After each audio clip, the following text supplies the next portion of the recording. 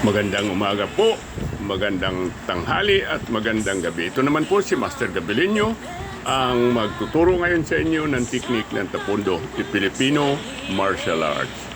Ngayon, itong ating mga partner, si Mark Anthony Gabilinho. Ang gagawin natin dito, birhag ito sa likod. No? Ibig sabihin, hinayapos kayo. Pag hinayapos kayo, itong gagawin natin. O pumunta kayo sa kaliwa, kailangan kaliwang paa na sa harap. O pumunta naman kayo sa kanan, kanan paa na sa harap para mas madali po ang atin gagawin. Kunin ko muna ng mabilis para makita ninyo at kasi pag mabilis, hindi na tayo makukontra ng kalaban. Kaya yan ang purpose natin na bilisan natin.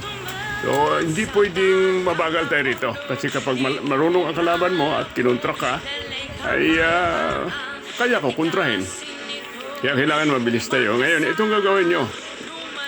Iangat nyo yan para lumuwag ang pagkayapos sa inyo. At the same time, hakbang ang kaliwang paa nyo. Ito ngayon, slow motion na natin para makita nyo at close up kung paano damputin ang kanyang kamay.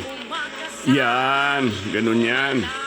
Ngayon, paghatak mo doon sa kanyang braso, kailangan ay doon sa makakaharap, kaya itulak mo siya. Ngayon, inikot ko lang para makita ninyo kung paano kung gawin. Dito kasi sa portion na ito, pwede mo nang baliin. Hindi mo na kailangan itapon pa. Hindi mo na kailangan ilak. Pwede na baliin dito, tapos na ang labanan. Kaya nakikita nyo, bali na yan. So, ngayon, kung gusto natin itapon, ikot natin at ihagis. Kahit nabali na siya, pwede naman tayo mag-lock. Pwede naman natin ihagis lang. Kaya, madali lang ito. Pag pinag-aralan natin itong technique nito, kaya tinuturo ko sa inyo ang kuha nito ng ating techniques ngayon, which is number 18 na sa white belt ng Taekwondo. Ngayon, sa kanan naman tayo pupunta. Kapag pupunta tayo sa kanan, kailangan kanan pa sa harap natin. Ngayon, pagtaas niyan ng ating kamay, ang purpose niyan kasi, nang pag inangat mo yung ating kamay, no? Yan. Pag inangat mo yan, luluwag na ang kanyang kapit sa iyo. At the same time, hakbang yung kaliwang paa, kanan paa sa side. Yun, i-close up natin. At para makita ninyo at slow motion natin kung paano damputin ang kanyang kaliwang braso. Yan, dampot ng kanan. Tapos, lalabas ka na ron. Dampot mong kaliwang kamay mo. Tapos, yun, itulak mo sa doon para doon siya umarap. Kailangan doon siya umarap, itulak mo siya.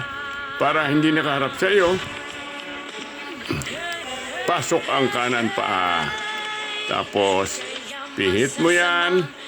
Para tapon mo siya. Yun. Ngayon, ginawa muna natin na mabilis.